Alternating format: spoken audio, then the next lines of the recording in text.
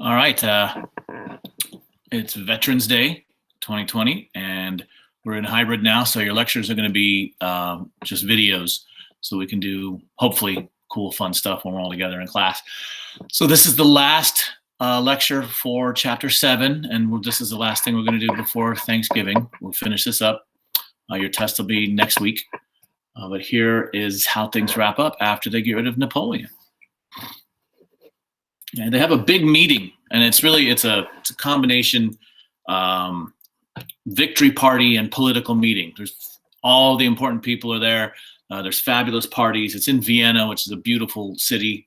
And so people from all over Europe have come to celebrate the end of 25 years of war, really, and the beginning of hopefully a new and more peaceful time, which it definitely is.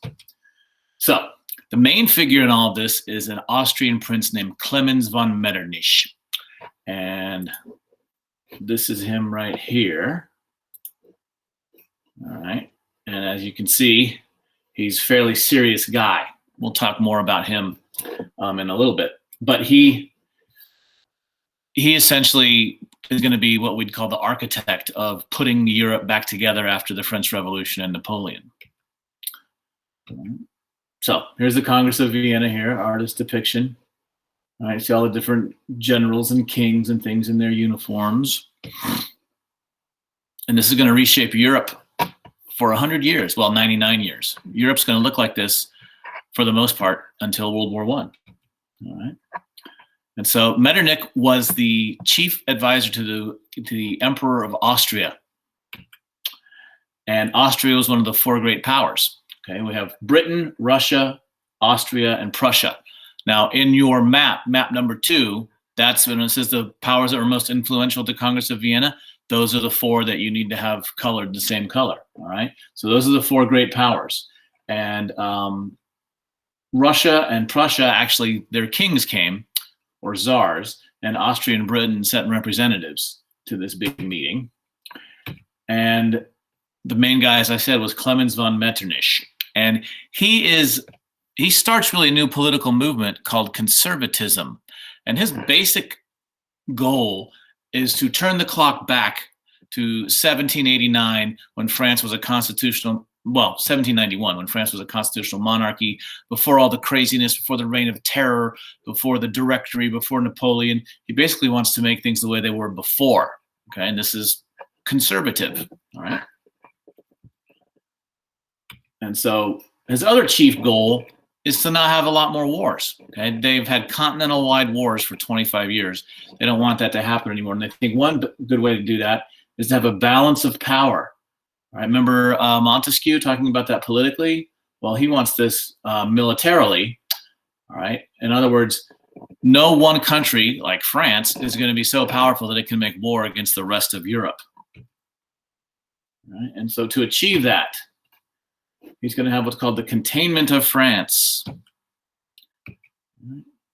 And they're going to form, and again, these will be another color on your second map.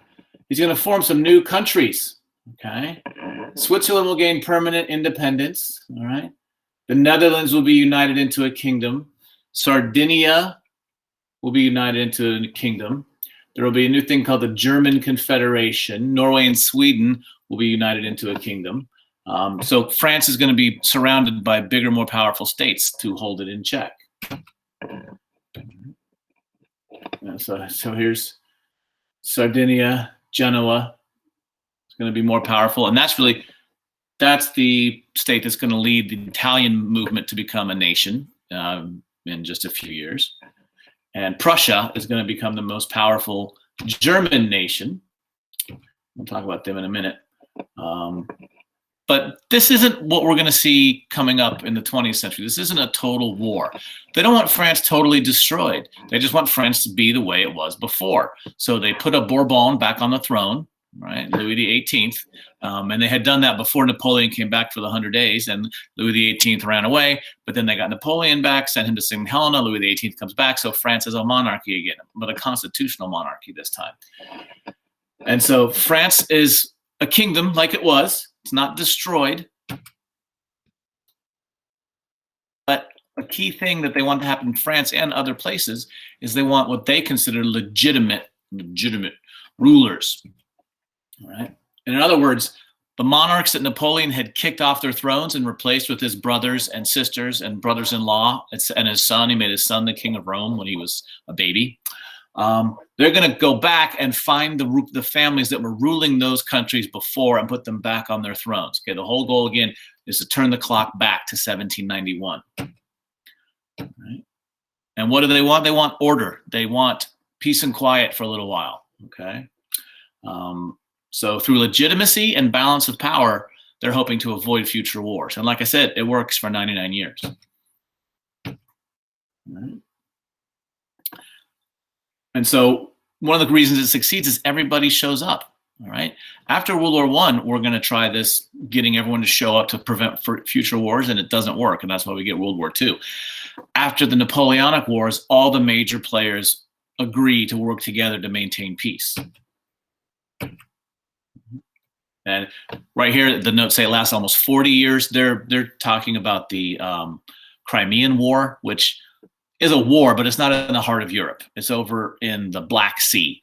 And technically it's European powers fighting each other, but it's not like the war that we've just seen with Napoleon. It's not like we're going to see with World War I. It's going to be a smaller war, pretty much fought far away by professional troops. It's not going to impact the people of Europe that much.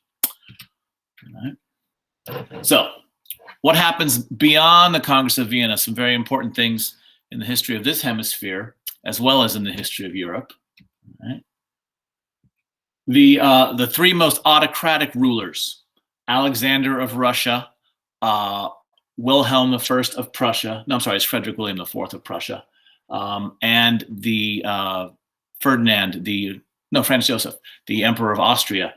They pledged to fight against revolution anywhere. And basically what they say, and the Tsar leads this, he says, if you have a revolution in your country, if you're a king and your people are rising up against you, just, well, he can't give them a call. They don't have phones yet, but just get a hold of me and I'll send a giant Russian army in there to crush the revolt. And the other members of the Holy Alliance sign on to this. Basically, they're going to work together to stop revolutions because they look at the French Revolution and all the other revolutions that it sparked, and revolution equals chaos, and they don't want chaos. And this time of all European nations working together to avoid revolution and war, we look back and call it the Concert of Europe. Okay, what is a concert?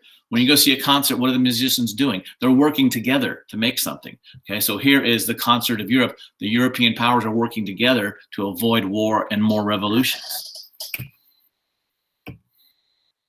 And across Europe now, we're going to get, it sounds weird, but we're going to get a new political movement called conservatism. All right, and this is going to be a desire to stop the liberalism of the middle class and to stop the progress of constitutional governments and deposing kings and things like that. And this is going to be a new alliance where you have the king and the national churches and the nobility all on one side trying to keep things in check versus the things we're going to talk about when we come back from Thanksgiving, the new power of the middle class, the Industrial Revolution. So it's going to be a political struggle, conservatives versus what we then called liberals. It doesn't mean the same thing as liberal does today, but that's going to be a key struggle. And the conservatives will dominate for a while. Well, remember back in the last unit when Napoleon had to invade Spain in order to get to Portugal to stop them from smuggling and wrecking his continental system. And the Spanish objected to having the French troops in their country, and they revolted. And remember that Napoleon deposed the Spanish king, put one of his brothers in charge. Well, at that point, the people living in the colonies, the Spanish colonies of North and South America, they think, hey, there is no more legitimate government of Spain. We're going to make our own governments. And so we get a wave of rebellions and successful independence movements throughout Latin America at this time. Right?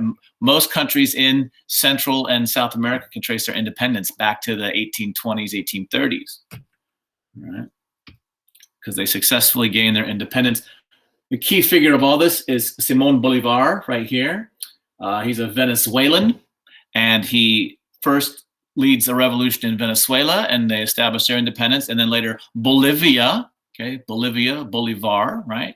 And then ultimately, Colombia. He's going to be a huge figure in independence for Colombia, Venezuela, and Bolivia.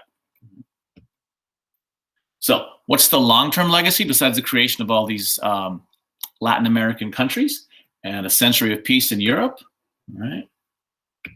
Well, the dominant power now is going to be not France anymore, but Britain.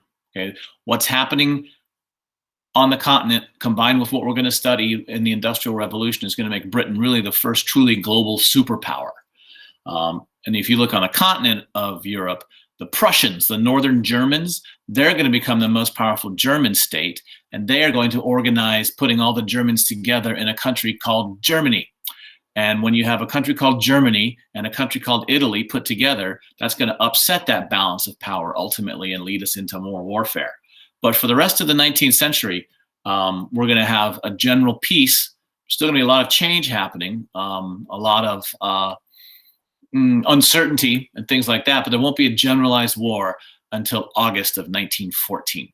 And that's where we will start second semester. All right. So I will see you guys next week.